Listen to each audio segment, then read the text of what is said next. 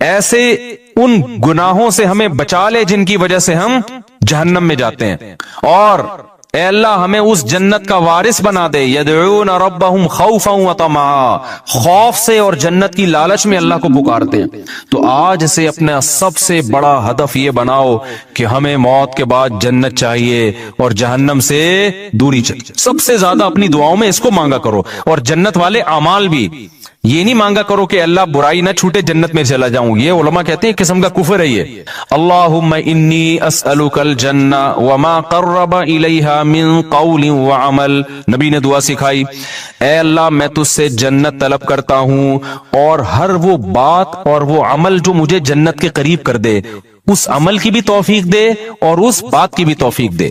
بعض دفعہ عمل انسان کو جنت کے قریب لے کے جاتا ہے، لیکن اس کی زبان سے نکلی ہوئی باتیں اس کو جنت سے دور کر رہی ہوتی ہیں۔ بعض دفعہ زبان سے نکلی ہوئی باتیں اس کو جنت کے قریب لے کے جاتی ہیں، لیکن اس کا عمل اس کو جنت سے دور کر رہا ہوتا ہے۔ ہمارے نبی صلی اللہ علیہ وسلم نے کتنی پیاری دعا سکھائی، اس کو یاد کر لیں۔ اللہم انی اسألک الجنہ، اے اللہ میں تجھ سے جنت مانگتا ہوں، وما قرب الیہا من قول وعمل، اور ہر وہ قول اور عمل جو مجھے جنت کے قریب لے جائے۔ ماں باپ کی فرما برداری جنت کے قریب کرتی ہے، ماں باپ کی نافرمانی جنت سے دور کرتی ہے۔ اور اللہم انی اعوذ بک من النار، اے اللہ میں تیری پناہ میں آتا ہوں جہنم کی آگ سے۔ وما قرب الیہا من قول وعمل، مجھے ہر اس عمل سے بچا جو مجھے جہنم کے قریب کر دے، اور ہر اس بات سے بچا جو مجھے جہنم کے قریب کر دے۔ بعض باتیں آدمی کو جہنم میں لے جاتی ہیں، فضول کے تبصرے، لوگوں کے جھوٹے الزامات، غیبتیں، لڑوانے والی باتیں، ادھر کی ادھر ادھر کی ادھر۔ قرآن کہتا ہے نا وَيْلٌ لِكُلِّ ہُمَزَةٍ لُمَزَةٍ، ہر وہ شخص جو تانا زنی کرتا ہے اور چغلیاں کر کر کے لڑواتا ہے، کیا جنت میں جائے گا؟ ہوتے ہیں نا دفتروں میں باس کے چمچے ہوتے ہیں کچھ، اس کی شکایت باس کو جا کے، اس کی چغلی اس کو جا کے، اس کو چغلی اس کو جا کے، پورے ادارے کی ایسی کی تیسی۔ کچھ گھروں میں ہوتی ہیں بعض خواتین جو بیان نہیں سن رہی، اپنے بھائی کو بھابھی کے خلاف، اماں کو بہو کے خلاف۔ اس قسم کی لیڈیز بھی مارکیٹ میں پائی جاتی ہیں۔ جب بھائی بہن سے مل کے گھر آئے گا تو بیگم سے پھٹا ہوگا، ویسے ٹھیک ٹھاک زندگی گزار رہے تھے، تو اس کا مطلب برگلایا کس نے ہے؟ بہن نے۔ ابے بھائی تو اپنے گھر میں انجوائے کر لائف کو یار، تو ان کے گھر میں جا کے یہ کیوں کیوں پڑی رہتی ہے، یوں کی پڑی رہتی ہے، نندے آتی ہیں نا، وہ جو مرضی کری رہے، یہ تو تیرے میاں کا کام ہے نا، اس کو کیوں جا کے پش کر رہی ہے؟ سست ہونا اتنا برا نہیں ہے جتنا میاں بیوی میں آپس میں لڑائی ہونا برا ہے۔ بھائی کوشش کرو یار، جیسے تیسے لوگ برداشت کر رہے ہیں تو دعائیں دو، ماشاءاللہ بھائی صاحب آپ کتنے اچھے ہیں، آپ کی بیگم ایک ذرا بھی کام نہیں کرتی، مگر آپ پھر بھی الحمدللہ اس سے بہت زیادہ محبت کرتے ہیں، برداشت کرتے ہیں، تو اللہ کرے آپ کو بھی ایسے ہی داماد بھی ایسے ہی ملے، یہ ہونا چاہیے نا۔ لیکن ہو کیا رہا ہے مارکیٹ میں، جورو کا غلام بنا ہوا ہے، اس طرح کی باتیں ہو رہی ہیں مارکیٹ میں۔ تو خیر اب مارکیٹ میں تو پتہ نہیں کیا کیا ہو رہا ہے۔ تو نبی صلی اللہ علیہ وسلم نے فرمایا وما قرب الیہا من قول وعمل، اے اللہ مجھے جہنم کی آگ سے بچا اور ہر اس عمل سے جو مجھے جہنم کے قریب کر دے، اور ہر اس بات سے بھی جو جہنم کے قریب کر دے۔ یہ دعا ضرور یاد کریں۔ اسی طرح حدیث میں آتی ہے ایک اور دعا، یہ راتوں کو اٹھ کے مانگنے کی دعائیں ہیں۔ اللہم ارزقنی حبک، اے اللہ تو مجھے اپنی محبت دے دے۔ کیسی پیاری دعا ہے، اے اللہ تو مجھے اپنی محبت دے دے، اور وحب من ينفعنی حبہ عندک، اور ہر اس ذات کی محبت میرے دل میں ڈال دے جس سے محبت کی وجہ سے تیری محبت میں اضافہ ہو۔ جب علماء سے بزرگوں سے محبت ہوگی تو اللہ کی محبت میں کمی ہوگی یا اضافہ ہوگا؟ اور جب فنکاروں سے، اداکاراؤں سے اور اس طرح کے لوگوں سے، ناچنے والیوں سے محبت ہوگی تو اللہ کی محبت میں اضافہ ہوگا یا کمی ہوگی؟ کمی ہوگی۔ اس لیے ایک بات یاد رکھو، علماء کو برا بلا نہ کہا کرو، ابے یہ مولوی ایسے، ابے یہ مولوی۔ جب بھی انسان کوئی بات زبان پہ نکالتا ہے نا، دل پہ بہت برا اثر پڑتا ہے، آہستہ آہستہ پھر وہ کیا ہو جاتا ہے، بدگمان ہوتے ہوتے دور ہو جاتے ہیں علماء سے۔ بھائی صحیح، پورا صحیح دنیا میں کوئی بھی نہیں ہوتا، لیکن جب آپ تبصرے کرنا شروع کرتے ہو نا ایسے، یہ بڑے ڈینجرس تبصرے ہوتے ہیں۔ ہمارے نبی صلی اللہ علیہ وسلم نے ہر شخص کو معاف کیا ہے، لیکن جنہوں نے نبی کی گستاخیاں کی ہیں نا، ان میں سے اکثر کو معاف نہیں کیا آپ نے۔ کیوں؟ گستاخی کرنے والا، بد کلامی کرنے والا وہ ویلیو ختم کر رہا ہوتا ہے، تو یہ بہت خطرناک جرم ہے۔ تو نبی صلی اللہ علیہ وسلم نے دعا سکھائی، وحب من ينفعنی حبہ عندک، اللہم فکما رزقتنی مما احب، اے اللہ تو نے جو مجھے میری محبوب چیزیں دنیا میں دے رکھی ہیں، آدمی اپنی محبوب چیزوں کے ملنے سے اللہ کے قریب ہوتا ہے یا دور ہوتا ہے؟ دور ہوتا ہے عام طور پہ، کیونکہ ان میں پڑھ کے اللہ کو بھول جاتا ہے۔ تو اللہ فجعلہ قوۃ لی فیما تحب، ان محبوب چیزوں کو اپنی محبت کا ذریعہ بنا دے۔ آئی بات سمجھ میں؟ بعض دفعہ محبوب چیز ملنے سے وہ محبوب چیز آپ کے ساتھ اللہ کی محبت میں تعاون کا ذریعہ، جیسے پیسہ نہیں تھا، پیسہ محبوب ہے، مل گیا تو عام طور پہ پیسہ مل کے اللہ سے دور، لیکن اے اللہ مجھے ملے تو میں تیرے سے دور ہونے کے بجائے کیا ہو جاؤں؟ بعض خوش قسمت ایسے بھی ہوتے ہیں، غریب تھے تو اللہ سے دور تھے، پیسہ آیا تو اللہ کے قریب ہو گئے، خیرات صدقات بڑھ گئے۔ تو مجھے میری محبوب چیزیں جو ملی ہوئی ہیں، اے اللہ وہ ان اعمال میں ترقی کا ذریعہ بنا دے جو تجھے محبوب ہیں، جو عمل۔ وما زویت عنی مما احب، اے اللہ کچھ چیزیں ایسی ہیں جو مجھے محبوب ہیں لیکن تیرے علم ہے کہ وہ مجھے ملیں گی نہیں، تو ان کا نہ ملنا ان اعمال میں ترقی کا ذریعہ بنا دے جو تجھے محبوب ہیں۔ بعض دفعہ نہ ملتا ہے، انسان کو غم ہوتا ہے اور اس غم میں وہ اللہ کو یاد کر لیتا ہے اور اللہ کی محبت میں ترقی کا ذریعہ بن جاتی ہے چیز۔ خلاصہ یہ نکلا اپنی محبت چاہیے اور جیسے تیسے ہو تیری محبت ہی چاہیے، بس اور کچھ نہیں چاہیے ہمیں۔ نہیں آ رہی بات میرا خیال ہے سمجھ میں؟ تو یہ دعائیں مانگا کرو میرے بھائی رات کو اٹھ کے۔ تو اللہ فرماتے ہیں والذین یقولون ربنا اصرف عنا عذاب جہنم ان عذابها کان غراما انها ساءت مستقرا ومقاما، راتوں کو اٹھ کے اللہ سے دعائیں مانگتے ہیں۔ والذین اذا انفقوا، یہ وہ لوگ ہیں جب خرچ کرتے ہیں، لم یسرفوا، نہ اپنی آمدن سے زیادہ خرچ کرتے ہیں کہ دوسروں سے کل بھیک مانگے، ولم یقتروا، اور نہ کنجوسی کرتے ہیں کہ خرچی نہ کریں، صدقات و خیرات بھی کرتے ہیں لیکن اپنی چادر دیکھ کے۔ وکان بین ذالک قواما، مسلمان نہ کنجوس ہوتا ہے اور نہ اسراف کرنے والا ہوتا ہے، سخی ہوتا ہے لیکن اتنا سخی نہیں کہ کل لوگوں سے بھیک مانگے، یہ ناجائز ہے۔ وکان بین ذالک قواما والذین لا يدعون مع اللہ الہا آخر، یہ وہ لوگ ہیں جو اپنی دعاؤں میں اللہ کے سوا کبھی کسی کو نہیں پکارتے، ساری زندگی صرف یا اللہ مدد، ایاک نعبد، صرف تیری عبادت۔ شیخ سدیس مجھے یاد ہے 99 کی بات ہے، 97-98 میں حرم میں جو ان کی ختم قرآن کی دعا ہوئی تھی نا، بڑی پیاری دعا ہوئی تھی، بہت اب بھی بہت اچھی ہوتی ہے، وہ تو بڑی خاندانی تھی۔ اس میں ان کے الفاظ مجھے یاد ہیں، بڑے پیارے لگے وہ، لیس فی الوجود رب سواک فیرضا، اے اللہ اس کائنات میں کوئی ایسا رب نہیں ہے تیرے علاوہ جس کو ہم راضی کرنے کی کوشش کریں، جس کی رضا ہمارے لیے بہت زیادہ ضروری ہو۔ بہت سے لوگوں کو راضی کرنا بہت ضروری ہے، اتنا نہیں جتنا تجھے راضی کرنا ضروری، تیرے علاوہ کوئی ایسا رب ہی نہیں ہے۔ لیس فی الوجود رب سواک فیخشا، تیرے سوا کوئی ایسا معبود نہیں ہے، رب نہیں ہے جس سے ڈرا جائے، ہے ہی نہیں کوئی بھائی، اتنا ڈرا جائے جتنا کس سے ڈرا جاتا ہے؟ تجھ سے۔ لیس فی الوجود رب سواک فیحب، کوئی تیرے سوا ایسا محبوب نہیں ہے جس سے محبت کی جائے، ایسا معبود نہیں ہے۔ معبود والی محبت کس سے ہوگی؟ غلامی والی محبت صرف آقا سے ہوتی ہے، اور وہ کون ہے؟ اللہ ہے۔ تو یہ بڑی پیاری دعا ہے۔ تو اللہ یہاں یہی فرماتے ہیں وہ اللہ کے علاوہ کسی کو پکارتے نہیں ہیں۔ وَلَا يَقْتُلُونَ النَّفْسَ الَّتِي حَرَّمَ اللَّهُ إِلَّا بِالْحَقِّ، کسی انسانی جان کو ناحق قتل نہیں کرتے۔ وَلَا يَزْنُونَ، اور زنا نہیں کرتے۔ اللہ نے زنا کو قتل کے ساتھ ذکر کیا ہے، اس سے پتہ چلتا ہے زنا کرنا اور قتل کرنا اللہ کی نظر میں کیا ہے؟ سیم۔ علماء نے اس کی حکمت بیان کی ہے، زنا انسانیت کا قتل ہے۔ کیوں؟ اس سے ولد الزنا بچے ہوتے ہیں۔ آج یورپ میں دیکھو باپ لیس بچے ہو گئے نا، یہ انسانیت کا قتل کر دیا، خاندانی نظام سے بچوں کو محروم کر دیا۔ اب یہ نہ ہو کہ کوئی کہے کہ میں جب زنا کرتا ہوں تو معاذ اللہ میں تو حمل روکتا ہوں، بچہ ہی نہیں ہوتا۔ اللہ کی نظر میں یہ کیا ہے بھائی؟ تیرا بچہ ہو یا نہ ہو، لیکن جس سوسائٹی میں زنا ہوگا وہاں ولد الزنا ہوں گے۔ انگریزوں کو دیکھ لو نا جا کے، یہ انسانیت کا قتل کر دیا تم نے، روحانی قتل ہے انسانیت کا۔ اس لیے قرآن کہہ رہے ہیں زنا کے قریب بھی پھٹکنے کی اجازت نہیں ہے۔ وَمَن يَفْعَلْ ذَلِكَ يَلْقَ أَثَامًا، اللہ کہتے ہیں جس نے یہ کام کیا، انسانی قتل کیا یا زنا کر لیا، وہ بہت بڑے جرم سے ملاقات کی، اس نے چھوٹا مجرم نہیں ہے۔ یضاعف له العذاب یوم القیامہ، بہت بڑا عذاب ہم اس کو قیامت کے دن دیں گے اور ذلیل ہو کے اس میں پڑا رہے گا وہ۔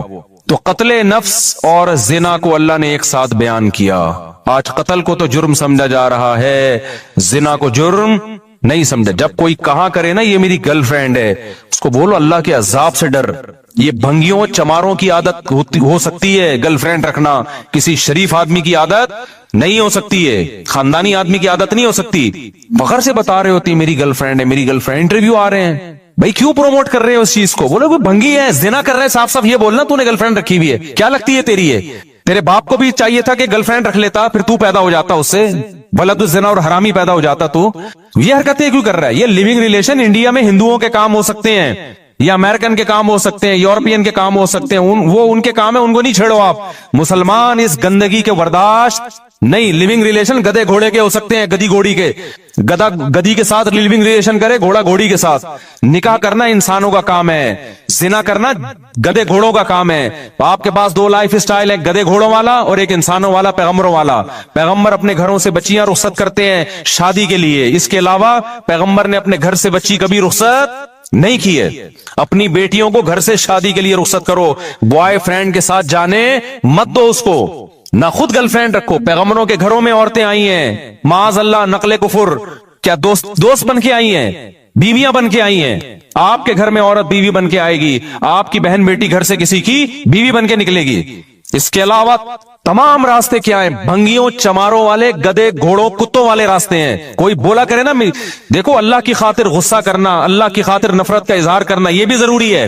حدیث میں جہاں یہ آتا ہے کہ اللہ کی خاطر محبت کرو, وہاں اللہ کی خاطر نفرت بھی ہے. اپنے ذرا سے معاملات میں ایسے غیرت دکھاتے ہیں جیسے پھٹا جا رہا ہے, وہاں اخلاق ختم ہو جاتے ہیں. اللہ کے معاملے میں ایسا گھننا بن, 3 طلاقیں دے کے لوگوں نے بیویوں کو رکھا ہوا ہے. ایکچولی ان کا معاملہ ہے, ہم کیوں ان کو انوائٹ کر رہے ہیں دعوتوں میں؟ بھائی قرآن نے منع کر دیا 3 طلاق کے بعد رکھنا, بائیکاٹ کرو اس کا.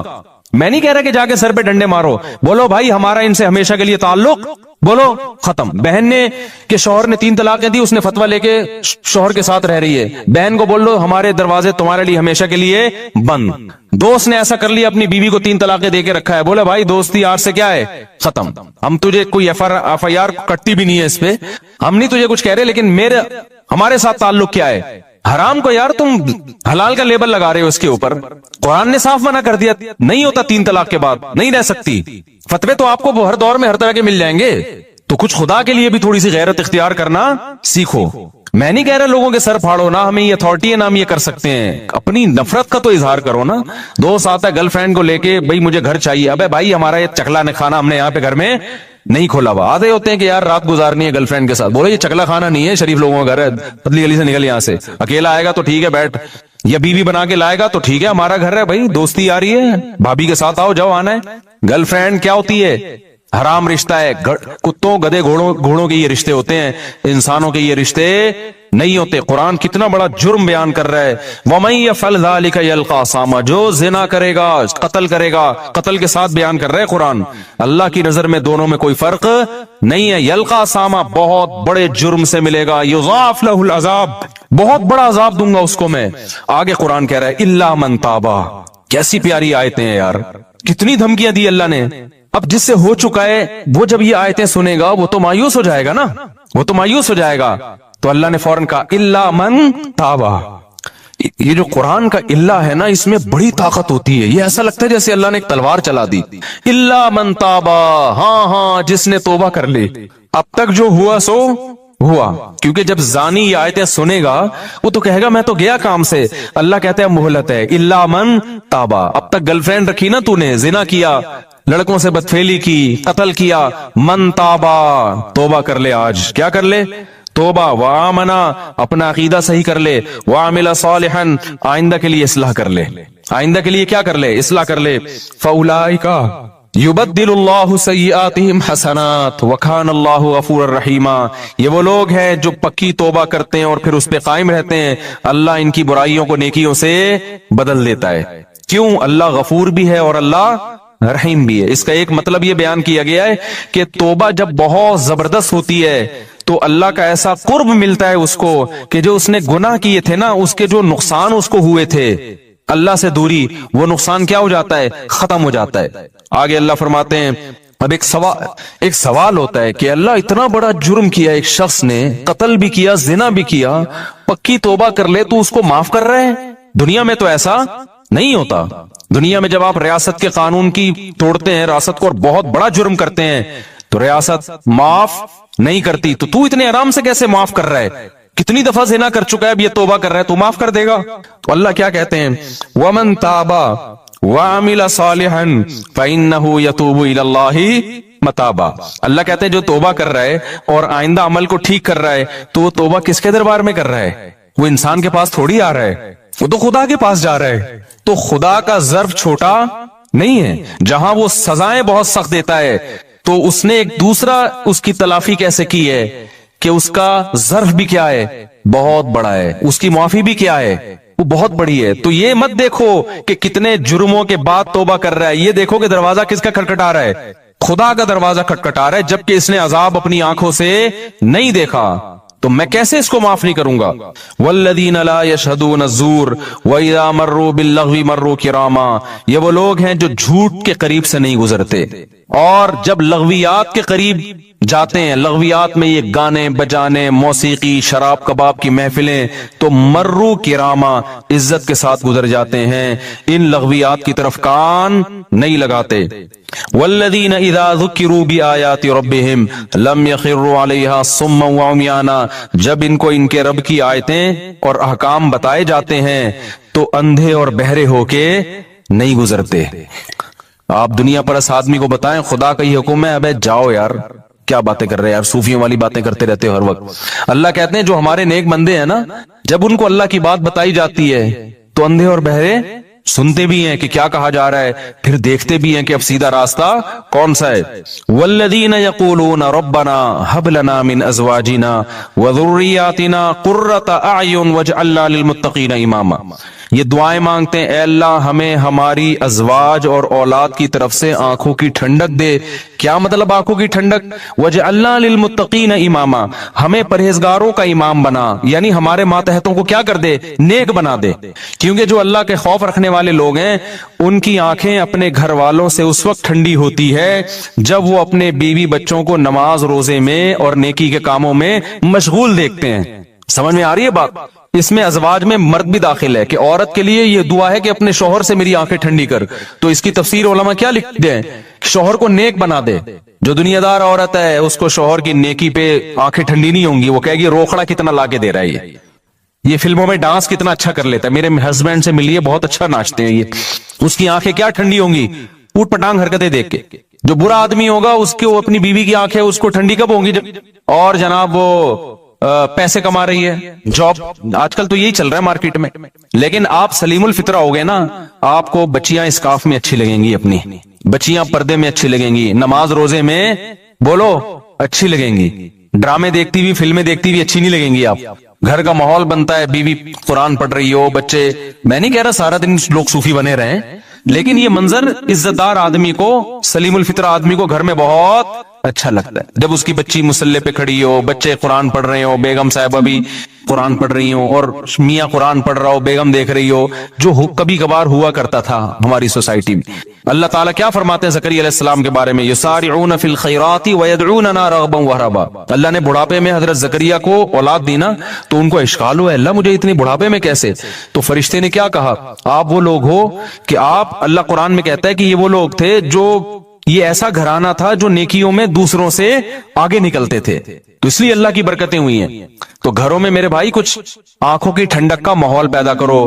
یہ آنکھوں کی ٹھنڈک کا ماحول فلموں اور ڈراموں سے پیدا نہیں ہوگا۔ فلمیں اور ڈرامے اخلاق خراب کر رہے ہیں، بیٹیوں کو ماں کے سامنے چیخنا سکھا رہے ہیں، عورت کو شوہر کے گریبان میں ہاتھ ڈالنا سکھا رہے ہیں، اس میں کانفیڈنس پیدا کر رہے ہیں کہ جتنے تمہارے رائٹ اتنا اس کا رائٹ ہے، گریبان میں ہاتھ ڈال کے پوچھا کرو، فراز شٹ اپ، ہوتا ہے نا، ایسے بات کیا کرو۔ یہ کون سکھا رہا ہے؟ فلمیں سکھا رہی ہیں، ڈرامے سکھا رہے ہیں، اور میاں کو سکھا رہے ہیں کہ دیکھو رکھ کے اس نے تھپڑ لگایا اور اس نے شادی ناکام ہو گئی تو تیزاب پھینک دیا۔ میں ایک دفعہ یہاں حیدری میں جا رہا، ایک لڑکی بھاگ رہی ہے ٹکڑ ٹکڑ ٹکڑ بوتل لے کے، ابے میں نے کہا پکڑو یار یہ کیا ہو گیا، کوئی عورت ڈاکو ہے یا بندہ؟ مجھے لڑکوں نے کہا بھائی ادھر کیمرے لگے ہوئے ہیں، میں نے دیکھا چاروں طرف کیمرے، وہ لڑکی جا کے گاڑی میں بیٹھی، اس نے یوں کر کے کچھ بوتل پھینکی، وہ ڈرامہ تھا، وہ ڈرامے کا سین ہو رہا تھا۔ پتا چلا جی ڈرامے کا سین ہے کہ اس میں تیزاب کی وہ دکھائے، تیزاب نہیں تھا وہ لیکن دکھایا جا رہا ہے تیزاب۔ میں نے کہا یار یہ کیسے لوگ ہیں یار، یہ تم سوسائٹی کو کیا سکھا رہے ہو؟ جب آپ جرم ٹی وی میں دیکھتے ہیں آپ اپنی آنکھوں سے کہ اس کی نہیں بنی اور اس نے اپنی محبوبہ پہ تیزاب پھینک دیا، کتنے لوگوں کو خیال آئے گا تیزاب پھینکنے کا؟ بس انٹرٹینمنٹ کے نام پہ کیا ہو رہا ہے؟ سب کچھ ان کے لیے سب کچھ حلال ہے بھائی. سوسائٹی گئی ویسی کی تیسی ہو جائے سوسائٹی کی. اس لیے انسانوں سے نہیں پوچھا کرو. کس سے پوچھنا ہے کیا کرنا ہے؟ خدا سے. تو گھر کا ماحول اللہ تعالیٰ فرماتے ہیں یہ دعا کرتے ہیں، اے اللہ ہمیں ہماری ازواج اور اولاد کی طرف سے آنکھوں کی ٹھنڈک عطا فرما. ہمارے علماء کا معمول تھا جب بھی کوئی عورت اپنے شوہر سے پریشان ہے، شوہر اپنی بیگم سے پریشان ہے، ماں باپ بچوں سے پریشان ہے، تو یہ دعا پڑھنے کا ان کو حکم دیتے تھے. یہ سورہ فرقان کی سیکنڈ لاسٹ آیت ہے، یہ یاد کر لیں. سمجھ رہے ہیں نا؟ سیکنڈ لاسٹ سے پہلے والی آیت ہے. ربنا هب لنا من ازواجنا وذرياتنا قرة اعین واجعلنا للمتقین اماما. اے اللہ ہمیں ایسے لوگوں کا سربراہ بنا جو نیک ہوں، یعنی ہماری ماتحتوں کو کیا بنا دے، بیوی بچوں کو نیک. تو مطلب خود ہمیں بھی بنا دے. اصل خود سٹے لگا رہے ہوں اور بیگم کو کیا کیل کوٹ آنکھوں کی ٹھنڈک بنا دے. اچھا میرے بھائی، اصل میں نے جس محلے میں رہتا تھا اس کے قریب ایک محلے میں چرسی بہت تھے. تو وہ ان کو دیکھ کے نا میرے دماغ میں ایک لاشور میں وہ سٹا بیٹھ گیا. اللہ معاف فرمائے، ہر مثال میں سٹا ہی آ رہا ہوتا ہے. تو اللہ فرماتے ہیں اولئک یجزون الغرفۃ بما صبروا. یہ وہ لوگ ہیں جن کو اس صبر کی وجہ سے ہم جنت کے بالا خانے دیں گے. صبر کیا مطلب؟ اس ماحول کو کریٹ کرنے میں کچھ صبر کرنا پڑتا ہے. ٹی وی گھر میں لا کے رکھے، فلم لگانے میں کوئی صبر کرنے کی ضرورت بولو نہیں ہے. ہاں صبر اس میں ہوگا کہ بیگم ابھی سونے کا ٹائم ہے، ابھی نہیں، صبح دیکھیں گے فلم. اس میں تو صبر ہو سکتا ہے. ٹی وی بند کرنے میں کیا ہے؟ صبر ہے. نماز پڑھنے میں کیا کرنا پڑے گا؟ صبر کرنا پڑے گا. تلاوت کرنے میں کیا کرنا پڑتا ہے؟ باوضو ہو کے قرآن ہاتھ میں لے کے بیٹھنا پڑتا ہے. اچھے ماحول کے لیے صبر چاہیے، برائی کے لیے صبر کی ضرورت نہیں، بے صبری چاہیے اس کے لیے. تو اللہ کہتے ہیں انہوں نے صبر کر کے گھر کا ماحول اچھا کر دیا اور خود بھی اچھے بن گئے. تو اولئک یجزون الغرفہ، جیسے گھر میں ان کو آنکھوں کی ٹھنڈک ملے گی، ایسے ہی جنت میں بھی ہم نے ان کے لیے آنکھوں کی ٹھنڈک کا انتظام کیا ہوا ہے. ایک کام کر لیا کرو، خالدین فیہا، وہ میں بتاتا ہوں ابھی. خالدین فیہا، ہمیشہ اس جنت میں رہیں گے. حسنت مستقرہ، کچھ صیغے نا تعجب کے ہیں وہ اللہ استعمال کرتا ہے. یہ بس آخری یہ پڑھ کے میں بیان ختم کرتا ہوں. حسنت مستقرہ، اللہ کہتے ہیں کیا زبردست ٹھکانہ ہے. یعنی اللہ تعجب کا اظہار کر رہے ہیں، حالانکہ اللہ کو کسی چیز پہ تعجب نہیں ہوتا. لیکن اتنی اچھی ہے جنت کہ اللہ کہہ رہے ہیں کہ گویا کہ مجھے بھی تعجب ہو رہا ہے کہ میں نے اپنے بندوں کے لیے کیا زبردست انتظام کر دیا. بھائی مجھے خود حیرانگی ہو رہی ہے. یہ بلاغت ہے قرآن کی ہمیں سمجھانے کے لیے. ایسا انتظام کر دیا کہ ہٹو بچوں ہو گیا، یعنی سمجھ لو آپ. اور میں کیا بولوں اپنی زبان میں بھائی، ہٹو بچوں کا مطلب پتا ہے؟ جب کوئی بڑی شاہی سواری خاندانی قسم کی بچوں کو ہٹا ہے، آگے سے تو دیکھ نہیں رہا کون آ رہا ہے بھائی. تو کیونکہ بعض لوگ نا نیچے کمنٹس میں پوچھا ہوتا ہے یہ ہٹے بچوں کیا ہوتا ہے. اب ان کو کون سمجھائے کہ ہٹو بچوں کہہ رہے ہیں، ہٹو کا مطلب ہٹاؤ اور بچوں کا مطلب بچوں. تو کبھی کراچی آؤ، ہم تمہیں سمجھائیں گے ہٹو بچوں. جیسے بمبئی والے کہتے ہیں کہ کیا بولتا ہے بنڈائے، کسی نے مجھے بتایا بمبئی میں لفظ بہت مشہور ہے، تو ہم کراچی والوں کو نہیں پتا چلے گا، ان کے یہاں بہت مشہور ہے. خیر، اللہ فرماتے ہیں حسنت مستقرا و مقاما، بہت بہترین قرارگاہ ہے اور بہت بہترین، کیا ہی بہترین ٹھکانہ ہے. قل ما یعبأ بکم ربی لولا دعاؤکم. آخر میں اللہ سورہ فرقان میں بڑی زبردست بات کہتے ہیں کہ دیکھو تم اپنے رب کو اگر یاد نہیں رکھو گے تو رب کو تمہاری کیا پرواہ ہے بھائی. تم آپس کے ہی مسئلوں میں لگے رہو گے، کھا اسی کر رہے ہو، پہن اسی کر رہے ہو، بھول اسی کو گئے ہو، تو پھر آخرت میں مجھ سے امیدیں مت لگانا. میں تو اسی کو یاد رکھوں گا جو مجھے یاد رکھے گا. فقد کذبتم فسوف یکون لزاما. تم اگر انکار کرو گے نا ان باتوں کا اور عمل سے دور جاؤ گے تو پھر دوسرا انجام ہوگا تمہارا، یہ والا انجام نہیں ہوگا. وہ میں ایک بات ذہن میں آئی تھی، وہ نکل گئی ذہن سے، میں نے کہا وہ بتاتا ہوں. ہاں میں یہ بتا رہا تھا کہ دیکھو ڈپریشن کا جو اصل علاج ہے نا وہ ہے تقدیر پر رضا. سب سے بہترین علاج یہ ہے کہ اللہ کا جو معاملہ میرے ساتھ ہے میں اس پر راضی ہوں. وہ مجھے اگر غریب رکھنا چاہتا ہے میں غربت میں خوش ہوں، وہ اگر مجھے 1000 گز کا بنگلہ دینا چاہتا ہے تو میں اس میں خوش ہوں. حضرت حسن رضی اللہ تعالی عنہ بہت زیادہ دولت مند تھے، اور حضرت حسن کے جو نانا تھے محمد صلی اللہ علیہ وسلم وہ بہت زیادہ مسکین تھے. تو کسی نے حضرت حسن سے کہا کہ آپ کے پاس تو بڑی دولت ہے اور آپ کے نانا اور آپ کے والد کے پاس تو تھی نہیں. تو انہوں نے کہا بھائی اللہ اگر مجھے اس میں رکھنا چاہتا ہے تو میں اس میں خوش ہوں. آئی بس بھائی جو جس حال میں اللہ نے رکھا ہے بس ٹھیک ہے، تو پریشان ہونے کی چندہ ضرورت نہیں ہے. اللہ آپ کو ڈیفنس میں گھر دلا رہے وہاں رہ لو، اللہ آپ کو چاہ رہا ہے کہ آپ اورنگی ٹاؤن میں رہو تو وہاں رہ لو. اللہ چاہ رہا ہے کہ آپ گرو مندر میں رہو تو وہاں رہ لو. اللہ چاہ رہا ہے کہ مچھر کالونی میں لیاری ندی کے قریب رہو. اب آپ استطاعت نہیں ہے تو مجبوراً وہاں لے لو بھائی. مچھر وچھر کا کر لو, جالیاں والیاں لگا لو, اسپرے کر لو تاکہ بیمار نہ ہو. ٹھیک ہے نا, انجوائے کرو بس وہی اسی میں. چرسی دیکھو کیسے انجوائے کرتے ہیں. چرسیوں کے کپڑے دیکھیں آپ نے, پائپ کے نیچے, اب تو ملتے نہیں ہیروئن چرسی نہیں ہیروئن یہ جو پائپ ہوتے ہیں نا برساتی نالے کے پائپ, اس کے اندر چرسی بیٹھتے تھے, اب نہیں ہوتے. پتہ نہیں سنا ہے خود کش حملوں میں ان کو مروایا ہے لوگوں نے. تو کسی بھی چرسی کو دے دیا یہ بیگ فلاں مسجد میں رکھ کے آ جاؤ. دہشت گردوں نے ان کو بڑا استعمال کیا ہے. اور تو ایک پڑیا پکڑا دی, پڑیا ملے گی, وہ بیچارہ پڑیا کے چکر میں خود بھی پھٹ گیا. یہ دہشت گردوں نے سنا ہے میں نے واللہ عالم کہ ہیروئنچیوں کو بہت استعمال کیا. تو ہیروئنچی جو تھے ہم جب بچپن میں دیکھتے تھے وہ برساتی نالوں کے اندر بیٹھے ہوتے تھے. برساتی نالوں کے اندر ہیروئنچی بیٹھے ہوتے تھے اور منہ میں بھی ان کے پائپ ہوتا تھا. تو اس زمانے میں بچپن میں ایک ڈرامہ آیا تھا, میں نے توبہ کی بھی ہے, پرانی باتیں کبھی کبھی بتا دیتا ہوں.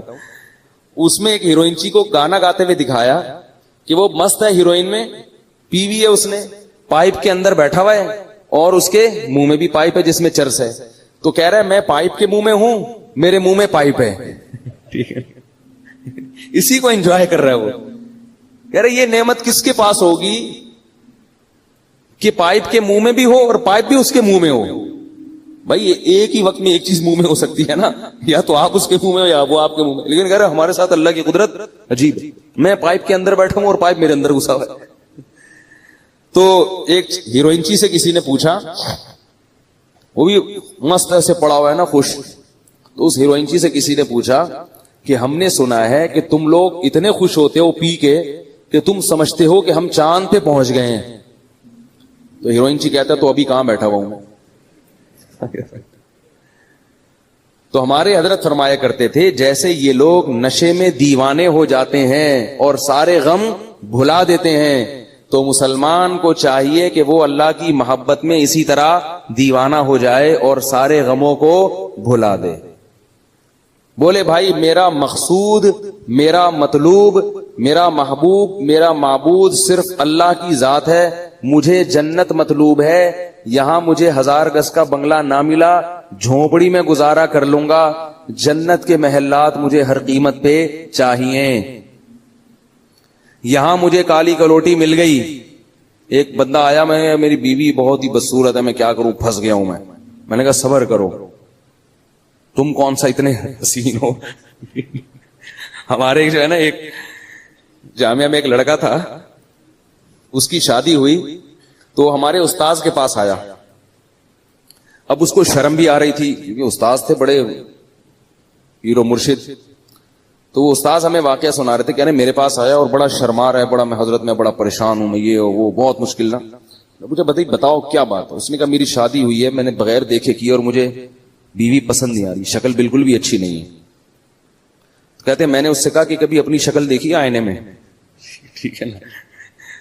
کہتے اس نے کہا ہاں میں نے دیکھی ہے. کہہ رہے ہیں اب اس نیت سے دیکھو کہ میں کیسا ہوں. ایک تو ویسے ہی دیکھتا ہے نا انسان بال سیٹ کرنے کے لیے یا کوئی منہ پہ کچھ لگا ہوا تو نہیں. اس نیت سے دیکھو کہ کیا میں بھی ان لوگوں میں شمار ہوتا ہوں جس کو کوئی خوبصورت ملے.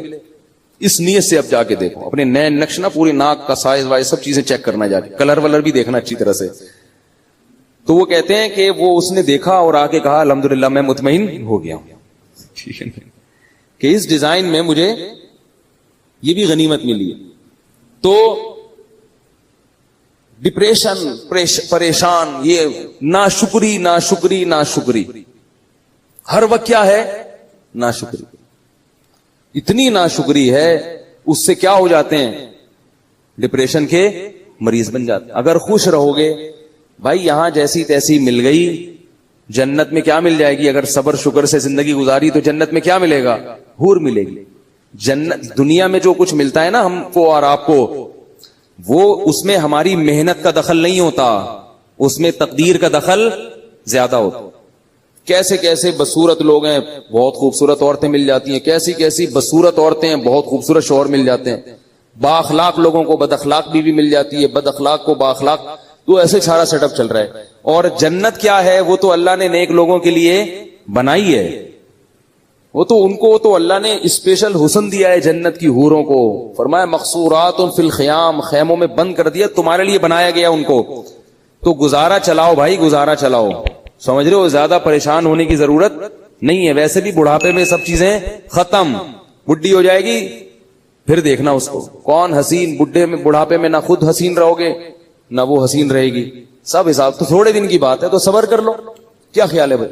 یا پھر وہ کام کرو جو میں بولتا رہتا ہوں, گناہ کی طرف مت جاؤ, گناہ کی طرف مت جاؤ, اس کی ٹھکائی لگے گی.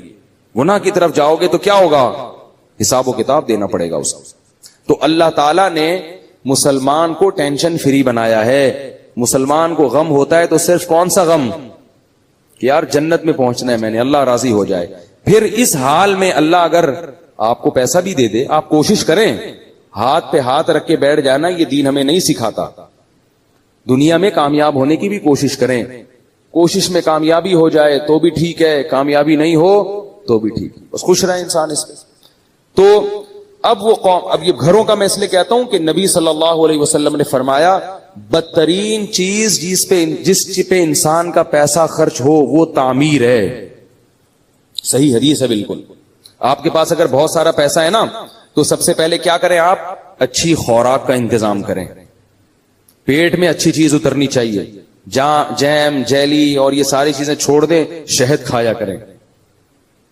ڈالڈا گھر سے نکال دیں. جب اللہ نے آپ کو مالی وسعت دے دی, زیتون اور دیسی گھی لا کے ڈبے رکھ دیں گھر میں. بیگم جو پکے گا گھی میں پکے گا, 10 انگلیاں گھی میں اور سر کڑھائی میں, ٹھیک ہے. اب گھی پکے گا ہمارے. بادام کھائیں. ہمارے حضرت کو اللہ نے غربت میں رکھا تو حضرت کے پاس پیسے ہی نہیں ہوتے تھے کچھ کھانے کے, تو وہ 60 سال حضرت نے غربت میں خوشی میں گزارے. اتنی غربت تھی میرے شیخ و مرشد کے پاس 60 سال کی عمر تک, کہ فرماتے ہیں کہ میرے پاس انڈا خریدنے کے پیسے نہیں ہوتے تھے. اور عالم کتنے بڑے تھے, دارالعلوم کورنگی کے شیخ الحدیث تھے, سب سے بڑا مرتبہ. کتنا بڑا ادارہ ہے نا دارالعلوم کورنگی. حضرت مفتی محمد شفیع صاحب رحمہ اللہ کے نائب سمجھے جاتے تھے.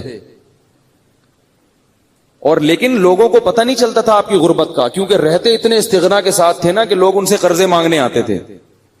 یہ نہیں کہ غربت میں اپنے پھٹے پرانے کپڑے پہن کے ایسا صورت بنا لی کہ لوگ مولوی صاحب پہ ترس کھا کے پیسے دینا شروع کر دیں. نہ بڑا استغنا. اور فرماتے ہیں کہ میرا گھر بھی ذرا دور تھا کچی آبادی میں, کیونکہ پیسے تھے ہی نہیں کہ پکی آبادی میں گھر لے لیں. تو فرماتے میں پتہ کیا سوچتا تھا کہ میں چونکہ بادشاہ ہوں, اور بادشاہ ذرا ہٹ کے رہتا ہے, بادشاہ تھوڑا سا, تو کہہ رہے ہیں ہمارا اسٹائل تھوڑا سا کیا ہے, ہٹ کے, خوش رہتے تھے. کہتے ہیں ایک دن کیا ہوا کہ ایک مہمان ہمارے گھر آیا, دال کھلائی ہم نے. پھر کچھ دنوں کے بعد آیا, دال پکی ہوئی تھی. پھر آیا, دال پکی ہوئی تھی. تو ایک دن آگے کہتے ہیں آپ لوگ کیا دال کے علاوہ کچھ نہیں پکتا. وہ مہمان بھی تنگ آ گیا. تو حضرت فرماتے ہیں کہ اس کے بتانے سے میری توجہ گئی ہے کہ ہمارے ہاں بہت دنوں سے دال پک رہی ہے. اور اللہ نے ان کو اہلیہ بھی ایسی ہی دی تھی, صبر شکر والی. بڑی تعریفیں کرتے تھے اپنی زوجہ کی, وہ ابھی تک ماشاءاللہ حیات ہیں, اللہ ان کی عمر برکت. اللہ فرماتے ہیں کہ مجھے حور بھی مل جاتی تو میں اتنا خوش نہ ہوتا. اللہ نے مجھے ایسی بیوی دلا دی ہے جو ایسی صبر شکر والی ہے جو لاکھوں میں کسی ایک کو ملتی ہوگی, بلکہ کہتے تھے کسی ایک کو بھی نہیں ملی ایسی بیوی. بڑی تعریفیں کرتے تھے اپنی زوجہ کی, کیونکہ انہوں نے کبھی بھی ناشکری, وہ دیکھتی تھی بھائی میرے شوہر غریب ہیں تو جو وہ بھی تو دال ہی کھا رہے ہیں نا, تو ہم بھی دال کھا رہے ہیں, کوئی بات اسی پہ گزارا کریں گے. اور ہمارے حضرت کو وہ دعاؤں کی وجہ سے ملی تھی یہ بیوی. ہمارے حضرت کا واقعہ لکھا ہے, وہ بتاتے تھے کہ بچپن میں حضرت کا رشتہ طے کر دیا کسی خاتون سے. اب ان میں حیا بہت تھی, وہ تو پہلے زمانے میں تو نہیں ایسا ہوتا تھا کہ پہلے طے کر لو, ابا کو بتا دو, ابا کرنی ہے کرو نہیں تو میں جا رہا ہوں. یہ تو اب ہوتا ہے نا. پہلے تو وہ لڑکے جب بالغ ہوتے تھے, ایک تو بالغ ہوتے ہی ماں باپ ان کی شادی کی فکر کرتے تھے, ان میں حیا ختم ہونے سے پہلے ان کو گھر بار کا کر دیتے تھے. تو ہمارے حضرت کا جب بالغ ہوئے تو حضرت فرماتے ہیں مجھے تو شرم آتی تھی شادی کا نام لیتے ہوئے بھی. ابا نے کہیں ہماری منگنی کر دی, طے کر دیا. اب ابا کو کیسے کہیں, ابا یہ پتہ نہیں, یہ ہمارے حضرت تو دیندار تھے بچپن سے, والد صاحب بھی ان کے فرماتے ہیں مجھے بہت دیندار چاہیے تھی, صبر شکر والی. کہتے ہیں کہ میں نکل گیا کھیتوں میں جا کے چپکے سے سجدے میں گر کے میں نے اللہ سے دعا مانگی. رویا اللہ کے سامنے, اے اللہ اگر تیرے علم میں یہ میرے لیے بہتر نہیں ہے تو یہ رشتہ کسی طرح سے توڑوا دے. زبان کے چونکہ پکے تھے تو خود نہیں توڑنا, زبان دے چکے ہیں, یہی کسی طرح جان چھڑوا دے یہاں سے اور ایسی جگہ کروا دے جو میرے لیے بہتر ہو. تو اللہ کی قدرت یہ ہوئی کہ لڑکی والوں نے خود ہی انکار کر دیا کوئی عذر بنا کے. تو پھر حضرت کی یہاں شادی ہوئی جہاں جن کو ہم پیرانی صاحبہ کہا کرتے تھے. تو حضرت بڑی تعریفیں کیا کرتے تھے اور اتنی ان میں حیا تھی کہ وہ حضرت ان کا فرماتے تھے کہ علماء دعوتیں کرتے تھے تو اس میں لوگ اپنی اپنی اہلیہ کو لے کے جاتے تھے. مفتی محمد شفیع صاحب نے کہا کہ آپ بھی اپنی اہلیہ کو لے کر آئیں. میں نے کہا ٹھیک ہے. میری اہلیہ نے کہا میں گھر کی چار دیواری سے باہر نہیں جاؤں گی. بس جائز ہے جانا, یہ نہیں کہہ رہا کہ نبی صلی اللہ علیہ وسلم بھی اپنی زوجہ کو لے کے گئے دعوت پہ, لیکن ان کا مزاج ایسا تھا بھائی میں گھر میں مجھے نہیں جانا. تو فرماتے ہیں مفتی شفیع صاحب بڑے خوش ہوئے, کہتے جب ہمارے گھر میں ٹیلی فون لگا حضرت کے گھر میں پردہ ایسا تھا, مزدور 4 مہینے کام کر کے گئے ہیں. ایک مزدور نے کہا یار یہاں کیا جنات رہتے ہیں؟ کیوں بھائی؟ کہہ رہے میں 3 4 مہینے اس گھر میں کام کیا, کسی عورت کی آواز میرے کان میں آج تک نہیں پڑی. وہ ذاتی طور پر یہ چیزیں آدمی ڈنڈے کے زور سے تھوڑی بیوی سے یہ سب کچھ کروا سکتا ہے, تو اپنے اندر تقویٰ ہو. اتنا ان میں تھا کہ ان کی آواز کبھی مردوں کے کان میں ان کی اہلیہ کی نہیں پڑتی. تو حضرت فرماتے میں نے جب ٹیلی فون لا کے رکھا گھر میں, ضرورت تھی فون لگوایا, تو میں نے یہ کیا کہ بھائی دیکھو جس عورت میں یہ تقویٰ نہیں ہے نا تو اس کو برا مت سمجھو. جہاں شریعت نے گنجائش دی ہے وہاں گنجائش دی ہے. عورت مرد سے ضرورت کی بات بھی کر سکتی ہے, ضرورت کے وقت گھر سے باہر بھی نکل سکتی ہے. تو اوپر لیول کا ہے نا وہ, یہ تو اپنے زبردستی نہیں کر سکتے اس چیز میں. آپ عورت اگر خود اپنی مرضی سے ایسا کرنا چاہے تو ٹھیک ہے, وہ زیادہ اچھی بات ہے, لیکن آپ زبردستی نہیں کر سکتے ان چیزوں پہ. تو فون میں کیا ہوا, حضرت نے فون لا کے رکھا, فرمایا کہ اب جب فون آئے آپ جب اٹھائیں تو جب اننون پرسن ہونا تو بات نہ کریں اس سے. اور پتہ کیسے چلے گا کہ اپنی بہو بیٹی کا فون ہے تو فون پہ تھوڑا سا ہاتھ مار دیں, اگر آگے سے عورت کی آواز آئی ہے تو بات کر لیں, یا اپنے کسی بیٹے کی آواز آئی تو بات کر لیں, ورنہ بات نہ کریں. ہم اگر گھر میں کہہ دیں کہ بھائی جب فون اٹھاؤ تو بولو نہیں, تو میرا خیال ہے اگلے دن بیان نہیں ہوگا. بولیں گے پتہ نہیں کس فنڈامنٹلسٹ سے, بنیاد پرستوں سے کہاں پھنس گئے ہیں, طالبان سے شادی ہو گئی ہے. ٹھیک ہے نا, لیکن ہم بھی ایسے ہی, ہم کون سا اتنے پرہیزگار ہیں. تو اتنا ہی تقویٰ ہونا جتنا, یعنی بھائی جتنے خود ہو اتنے ہی دوسرے پہ کو مکلف بناؤ نا. حضرت تو خود بھی بڑے پرہیزگار تھے نا. تو حضرت فرماتے ہیں میں نے کہا اپنی اہلیہ سے کہ یوں کرنا, تو انہوں نے کہا میں نے فون کے قریب ہی نہیں جانا, میں نے فون اٹھانا ہی نہیں ہے, مجھے اس سے ویسے ہی کیا ہے الرجی. یہ مردوں کا کام ہے فون سننا. فون جس نے بیٹے بیٹی کا فون آئے گا تو آپ سن لو, پر مجھے بتا دیا کرو تو میں بات کر لوں گی, ورنہ میں اس طرف نہیں جاتا. تو بڑی اللہ نے صبر شکر والی زندگی دی تھی ان کو. تو حضرت فرماتے ہیں اسی غربت کے ایام میں ایک انڈے والا آیا, ٹھیک ہے نا, انڈے بیچ رہا تھا, تو وہ ابلے ہوئے انڈے نا, تو وہ کہتے ہیں ہمارے گھر آیا, بولے مولوی صاحب کتنے انڈے لیا کرو گے آپ مجھ سے؟ بھئی آپ کے گھر کے اتنے افراد ہیں, میاں بیوی ہیں, بچے بھی ہیں. تو اس کا خیال تھا کہ 4-6 انڈے تو لے لیا کریں گے. حضرت فرماتے ہیں میں نے کہا نہیں, ہمارے یہاں پہلے سے کوئی انتظام ہے, ایسا کر دیا. حالانکہ فرماتے ہیں کہ اصل بات یہ تھی میرے پاس انڈا خریدنے کے پیسے بولو بھائی نہیں تھے, لیکن اس کے سامنے اپنی غربت نہیں بتانی, میرے پاس پیسے ہی نہیں ہیں. وہ کہ چلو زکات والے انڈے پھر میں آپ کو دے دیا کروں گا. بات یہ ہے کہ غربت بھی ہو مگر ایسا اس پہ استغنا اور چہرے پہ ایسی بشاشت اور ایسا استغنا ظاہر کرنا ہے کہ ہم سے بڑا سیٹ دنیا میں کوئی ہے ہی نہیں. اور حضرت فرماتے ہیں کہ یہ صرف زبان سے نہیں کہتا تھا, دل میں بھی سمجھتا تھا, دل میں بھی سمجھتا تھا کہ اللہ نے مجھے بہت دیا ہے, صرف اوپر سے نہیں کہ لوگوں کو بیوقوف بنانے کے لیے, دل میں بھی یہی تھا بہت دیا ہے بھائی. فرماتے تھے کہ میں 2 وقت کی روٹی کھا رہا ہوں بھائی, اور کیا چاہیے, خالی روٹی بھی کافی ہے, تو اللہ نے مجھے دال بھی دی ہے. اس پہ سوچ سوچ کے خوش ہوتے تھے کہ دال بھی دی اللہ نے مجھے, واہ واہ سبحان اللہ, اتنا خوش ہوتے تھے اس پہ, دال بھی ہے. اور اپنے شیخ کی زیارت کے لیے لاہور جایا کرتے تھے, پورے سال تنخواہ سے پیسے جمع کر کر کے ٹرین کا ٹکٹ ہوتا تھا, پورے سال کی تنخواہ سے کاٹ کاٹ کے ایک دفعہ کا چکر لگتا تھا. یہ حالت تھی. اور پھر کیا ہوا ہے کہ پودوں کا بڑے مزاج ان کے, غربت تھی مگر مزاج شاہانہ تھا, گرینری کا بڑا شوق تھا, پھول لگانے کا, پودے لگانے کا, خوشبوؤں کے استعمال کا. تو پودے لگانے کے لیے نا ان کے پاس وہ نہیں تھا, شاور نہیں ہوتا وہ پانی دینے کے لیے, اس میں پتہ نہیں کیا ٹیکنیکل چیز کر کے ایک شاور بنایا تھا حضرت نے. تھا بڑی صفائی ستھرائی. تو کیا ہوا کہ حضرت کی اہلیہ بیمار ہو گئی. اب میں اہلیہ کا بتاؤں کیسا توکل تھا. اہلیہ بیمار ہو گئی, ڈاکٹر کے پاس گئے تو ڈاکٹر نے کہا کہ ان کے جسم میں وٹامنس کی کمی ہے. پھل فروٹ کھانے کو, پھل فروٹ تو ملتے ہی نہیں تھے حضرت کو, غربت میں کہاں پھل کھا سکتے ہیں. تو بتایا کہ ان کو آپ پھل فروٹ کھلائیں. کیا کھلائیں؟ یہ میں صرف اپنے شیخ کے واقعات نہیں سنا رہا, مقصد یہ ہے کہ ایسی زندگی گزرے گی تو صحت بھی ملے گی, بغیر سیب کے آئرن آئے گا آپ کے جسم میں. اور ٹینشن والی زندگی گزارو گے نا, سیب کے جوس بھر بھر کے پی لو پھر بھی آئرن کی کمی ختم نہیں ہوگی. آپ فرماتے ہیں میں لے گیا ڈاکٹر کے پاس, ڈاکٹر نے کہا ان کو سیب کھلائیں, آم کھلائیں, یہ کھلائیں, وہ کھلائیں. پیسے ہی نہیں تھے سیب کھلانے. تو حضرت فرماتے ہیں میں نے سوچا کہ بھائی ڈاکٹر کو اللہ نے جو علم دیا ہے نا وہ اس حساب سے صحیح بات کر رہا ہے, لیکن اگر میری بیوی کو سیب کی ضرورت ہوتی تو اللہ مجھے سیب کے پیسے دیتے. جب نہیں ہے تو اس کا مطلب اللہ ویسے ہی آئرن کی کمی انشاءاللہ پوری کر دے گا, اور اللہ ان کو ویسے ہی ٹھیک کر دے گا. بیوی بھی کیونکہ توکل والی. پھر وہی مثال اپنی اور آپ کی مثالیں آتی ہے ذہن میں. ہم ہوتے کتنے تانے سننے کو ملتے ہیں بھائی, اب کہیں سے لے کر آؤ, سیب لاؤ, چوری کا ہو کہیں سے وہ لے کر آؤ. میں تو کہہ رہی تھی کھانے کو نہیں ہے, دال کھائیں گے تو یہ تو یہی ہوگا نا, روٹی کھا کھا کے, تو آئرن کہاں سے پیدا ہوگا. ڈاکٹر سارے کہتے ہیں سیب کھانا ضروری ہے, اور یہ کھانا ضروری ہے, وٹامن کی گولیاں کھانا, جائیدادیں کھانا بھی ضروری ہے. کیا کیا کھا گئے ہیں مگر پھر بھی کمی پوری نہیں ہو رہی, پھر بھی بیمار ہیں. وقت سے پہلے بال سفید ہو رہے ہیں, 20 25 سال کے لڑکوں کے بال سفید ہو رہے ہیں, گر رہے ہیں. عجیب حالت ہے یار, 30 سال کا بندہ 50 سال کا لگ رہا ہے آج دیکھنے. سب کچھ کھا کے بھی یہ حال ہے, توکل نہیں ہے, اللہ پہ اعتماد نہیں ہے. تو حضرت فرماتے ہم آ گئے, ہم نے کہا بھائی ہمارے پاس تو نہیں ہے, بس اس اللہ ویسے ہی پوری کر دے گا. اللہ نے کر دی.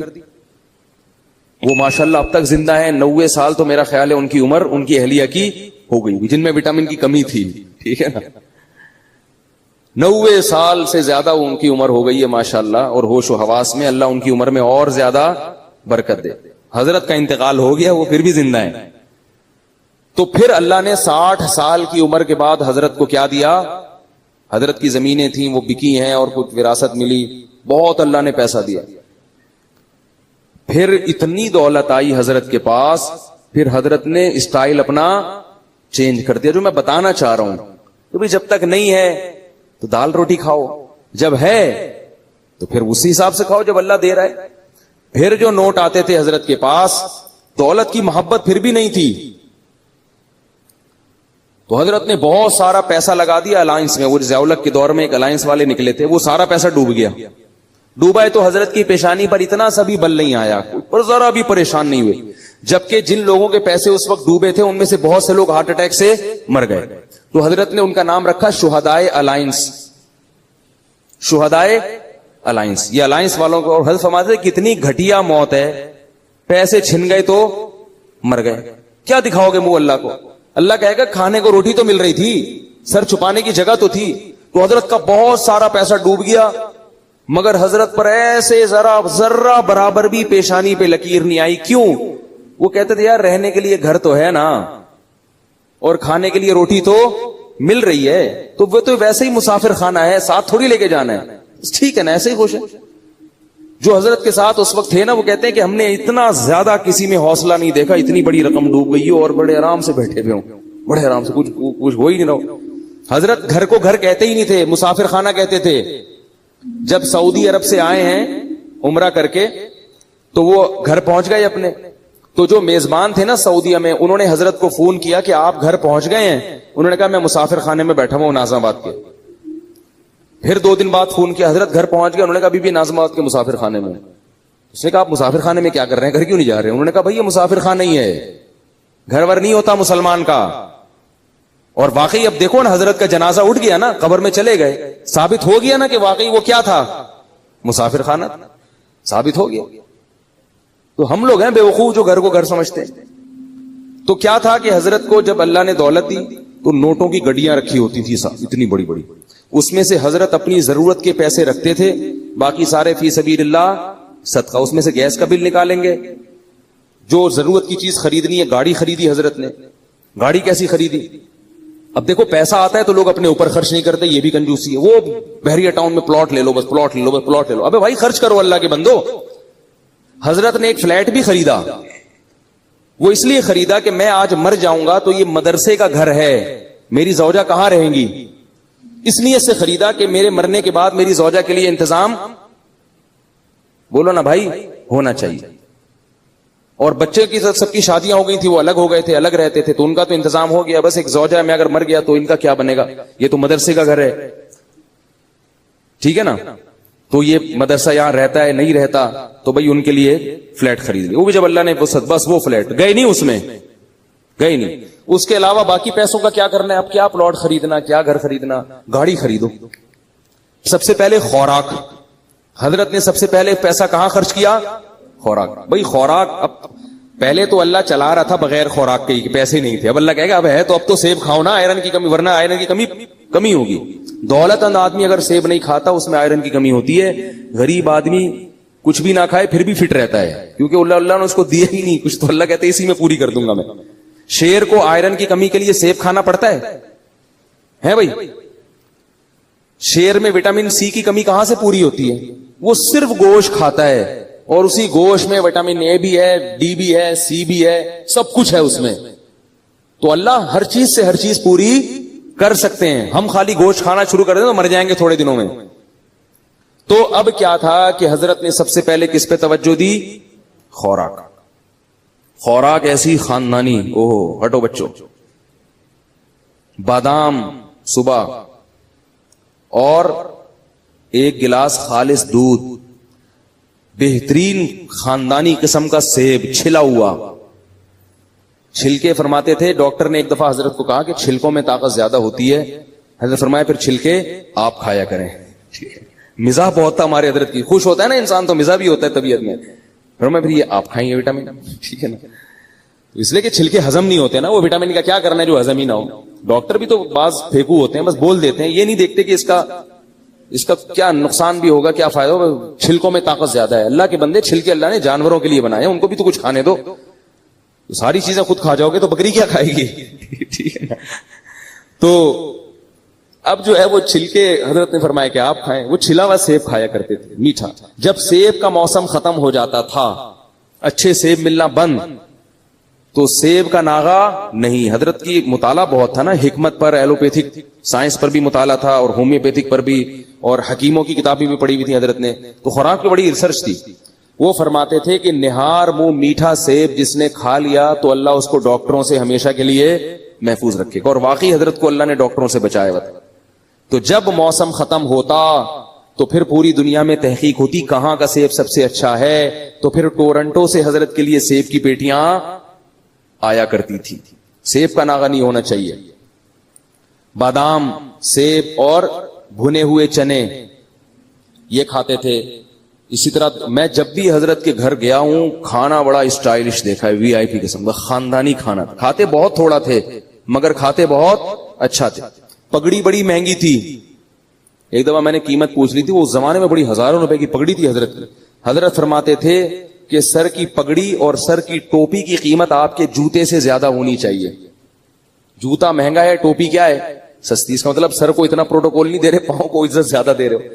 حضرت کا جو سفید رنگ کا کرتا ہوا کرتا تھا وہ بہت مہنگا تھا, بہت مہنگا. اور خوشبوئیں اللہ کی پناہ, اتنی اتنی سی خوشبوئیں. اس دور میں 95 کی بات کر رہا ہوں, 50 ہزار روپے کی 95 میں وہ حضرت نے خوشبوئیں رکھی ہوئی تھی. اور کمرہ اتنا خوبصورت ڈیکوریٹ کیا ہوا تھا, ایسے نہیں کہ وہ اس کو چھچورا پن بنا دیا, اس کو چھمک چھلو بنا دیا وہ کمرے کو, لیکن اتنا خوبصورت کمرہ تھا حضرت کا کہ جب جاتے تھے تو بس دل چاہتا تھا کہ یہاں سے نہ نکلیں. اس میں عود کی خوشبو چل رہی ہوتی تھی ہر وقت. بڑا خوبصورت کمرہ تھا, جنہوں نے دیکھا ہے وہ جانتے. وہ تو باقاعدہ دیکھنے جایا کرتے تھے ہم. پھر حضرت کی کرسی, بیٹھنے کا, پھر 24 گھنٹے ایئر کنڈیشن میں رہتے تھے. 24 گھنٹے بہت وی آئی پی زندگی گزاری. مکان نہیں بنایا, پلاٹ نہیں خریدا, مر جائیں گے, اپنی ذات پہ لگاؤ. ایک بس سنا دوں, گاڑی خریدنے کا واقعہ سنا ہوا ہوگا. پھر حضرت نے کھوجا کہ گاڑی ہونی چاہیے. حضرت نے کیا سوچا کہ کیا ہونا چاہیے. یہ میں آپ لوگ کو بتا رہا ہوں کہ پیسے جمع مت کرو اللہ کے بندو. یہ کوئی قصے کہانیاں نہیں سنا رہا, میں قصے کہانیاں نہیں سنا رہا. حضرت نے کہا گاڑی ہونی چاہیے. گاڑی خریدنے گئے, شو روم میں گئے تو شو روم والے سے کہا کوئی گاڑی دکھاؤ گاڑی. اس نے کہا یہ ہے نا گاڑی. انہوں نے کہا یہ گاڑی ہے. ٹھیک ہے, یہ کوئی گاڑی, اس کو گاڑی بولتے ہیں. یہ حضرت اسی سٹائل سے سنایا کرتے تھے, یہ گاڑی. تو انہوں نے کہا یہ کیا ہے بھائی, یہ گاڑی نہیں تو یہ گاڑی ہے, گاڑی دکھاؤ بھائی. تو کہتا ہے مولوی صاحب آپ کی رینج کتنی ہے؟ اس نے کہا مولوی صاحب یہ بیچارے کیا گاڑی خریدیں گے, کوئی پرانی سی ایف ایکس لینے آئے ہوں گے, زکات کے پیسوں سے جمع, کسی نے کوئی ہدیہ دیا ہوگا لفافے میں ڈال کے, کوئی جمع ہو گئے ہوں گے, تو وہ یہ سمجھ رہے تھے. اچھا, حضرت کے بیٹے سعودیہ چلے گئے تھے, مدینہ یونیورسٹی میں ان کی بڑی اچھی اچھی تنخواہیں تھیں, تو انہوں نے بڑی اچھی گاڑی خریدی تھی, بہت خوبصورت. حضرت فرماتے ہیں مجھے خیال آیا کہ میرے بیٹوں کے پاس اتنی مہنگی گاڑی ہے تو میں ان سے بھی زیادہ مہنگی گاڑی خریدوں گا. اور آگے ملفوظ دیکھو, فرماتے تھے اس لیے کہ پتہ یہ چلے کہ باپ میں ہوں, یہ میرا باپ نہیں ہے, کیونکہ ان کے پاس اچھی گاڑی آ گئی ہے. میرے پاس اگر پرانی ہوگی تو لوگ ان کو میرا باپ سمجھیں گے, اور مجھے کیا سمجھیں گے, یہ اسٹائل تھا بھائی, اسٹائل. تو فرماتے ہیں میں نے چاہا کہ میں اس سے زیادہ اچھی گاڑی خریدوں گا تاکہ پتہ چلے کہ ابا کون ہے, میں ہوں. ایسا نہ ہو کہ لوگ ان کو میرا باپ سمجھنا شروع کر دیں. تو پھر گئے ہیں تو وہ حضرت کو گاڑی کون سی ملی ہے؟ اس وقت عراق کی جنگ ہو رہی تھی کویت سے, تو سارے کویتی بھاگ گئے تھے. تو ایک کویت کا شہزادہ گاڑی لے کے بھاگا تھا, پاکستان آیا ہوا تھا. تو حضرت نے پھر کویت کے شہزادے سے گاڑی خریدی. وہ اس گاڑی میں ہم نے بھی بہت سفر کیا, اور اتنی خوبصورت وی آئی پی گاڑی تھی, بیٹھ جاؤ تو اٹھنے کا دل ہی نہیں کرتا تھا. اور فرماتے تھے پھر اس میں جو پیٹرول ڈلواتا تھا تو یہ نہیں کہ 5 روپے کا پیٹرول ڈال دو, یہ بھی کنجوس آدمی کا کام ہے, 50 روپے کا پیٹرول ڈالتا ہے. بھائی جب تیرے ہاتھ میں ہے گاڑی تو ٹینکی بھر دینا ایک دفعہ میں, تو کوئی لے کے تھوڑی بھاگ رہا ہے. وہ بھی دماغ میں ہوتا ہے نہیں بھروں گا نہیں, بار بار پیٹرول پمپ پہ لائن لگا کے کھڑا ہوا ہوگا, مگر ایک دفعہ تسلی سے بھرے گا نہیں. تو فرماتے میں جب پیٹرول پمپ پہ جاتا تھا تو ٹینکی بھرتا تھا میں, اور وہ بھرنے میں بہت ٹائم لگتا تھا, لوگ مڑ مڑ کے دیکھ رہے ہوتے تھے بھائی کس کی گاڑی ہے یہ. تو حضرت فرمایا کرتے تھے گاڑی بڑی ہونی چاہیے, ٹینکی بھری ہوئی ہونی چاہیے. یہ حضرت کا ملفوظ تھا. جب دولت اللہ نے دی تو اسٹائل بولو نا بھائی چینج ہو گیا. تو جو اپنی ضرورت کی گاڑی کے پیٹرول کے پیسے نکال لیے, گیس بجلی کا بل نکال لیا, کھانے کے پیسے نکال لیے, اس کے بعد جتنے پیسے تھے حضرت گنتے نہیں تھے, وہ سارے فی سبیل اللہ صدقہ, گنے نہیں بس سب صدقہ. اتنا بڑا اللہ نے دل دیا تھا. یہاں تک کہ جن مدارس میں پڑھایا تھا 20 سال, ان سے جو تنخواہیں لی تھی وہ تمام تنخواہیں واپس کر دی حضرت نے ان کو. بہت سخاوت کے دریا تھے بھائی وہ تو, ایسے ایسے نوٹ ایسے اٹھا کے نا غربا اور مساکین اور مدارس پہ اور مختلف جگہوں پہ خیر کے کاموں پہ خرچ کرتے تھے. کیسے اسٹائل سے زندگی گزاری بھائی انہوں نے, خوش, اور چہرہ ایسا چمکتا تھا, سرخ چہرہ ان کا, دیکھ کے لگتا ہی نہیں تھا ان کو کوئی بیماری, کیونکہ آدمی جب خوش ہوتا ہے بیمار تھوڑی ہوتا ہے. ایک دفعہ ڈاکٹر آئے ان کو دیکھنے کے لیے, ویسے ہی کسی نے, حضرت ڈاکٹروں کے پاس نہیں جاتے تھے, تو ڈاکٹر جب آیا نا تو انہوں نے کہا کہ اس نے کہا کہ آپ کو کوئی بیماری نہیں ہے. 78 سال کی عمر میں. حضرت کہا آپ کو کیسے پتا چلا؟ آپ کا جو فیس اور آپ کا جو باڈی ہے نا اس سے پتا چل رہا ہے کہ نہ آپ کو شوگر ہے, نہ بلڈ پریشر ہے, کوئی بیماری نہ, فٹ فاٹ نہیں ملے. تو اتنی زبردست صحت تھی. لیکن اس کے باوجود حضرت پھر کیا کرتے تھے, موت کے لیے تیار. ہمارے ہاں کسی کے پاس پیسہ ہو, صحت بھی ہو, تو کہے میں مروں نہیں باقی سب کچھ ہو جائے. تو حضرت فرماتے تھے کہ جب بیمار ہو گئے نا آخری وقت میں, تو علماء کچھ ملنے کے لیے آئے, انہوں نے کہا آپ کی طبیعت بہت خراب لگ رہی ہے, آپ کو, ہم آپ کو دیکھ کے پریشان ہو رہے ہیں. تو فرمایا کہ 75 سال کی عمر میں آدمی نہیں مرے گا تو کب مرے گا بھائی, ٹھیک ہے نا, مرنے تو آرام سے, خوشی خوشی دنیا سے گئے ہیں, آپ تو مرنے کا ٹائم ہے, کوئی بات نہیں, اب جانے. اور فرماتے تھے کہ میں 63 سال کی جب میری عمر ہوئی تھی تو مجھے اس کے بعد سے پھر زندہ رہتے ہوئے شرم آنے لگی تھی. کہتے تھے میں سوچتا تھا کہ نبی صلی اللہ علیہ وسلم 63 میں چلے گئے تو ابھی تک ہے یہاں پہ, ٹھیک ہے نا. کہتے مجھے شرم آتی تھی یار, میں ابھی بھی زندہ ہوں. اور فرماتے تھے کہ جب میرے بچوں کے بھی بچے ہو گئے تو وہ مثال دیتے تھے کہ جب پلیٹ فارم پہ نئی گاڑی آتی ہے تو پرانی والی گاڑی کو پلیٹ فارم چھوڑنا پڑتا ہے. تو میں کہتا تھا میرے تو بچوں کے بھی بچے ہو گئے, میں ابھی تک پلیٹ فارم پہ بیٹھا ہوا ہوں, تو جا ہی نہیں رہا میں. تو ایسا آدمی ٹینشن لے گا کسی چیز کی؟ بولو نا بھائی. صحت کا خیال بھی کر رہے ہیں, سب کچھ ہے, اللہ نے جب اٹھانا تھا اٹھا لیا, کتنے آرام سے دنیا سے چلے گئے آرام سے. اور ہم لوگ ہر وقت پیسہ پیسہ پیسہ پیسہ, اس نے یہ کر لیا, میرے پاس میری تنخواہ کم ہے, اس کی تنخواہ زیادہ ہے.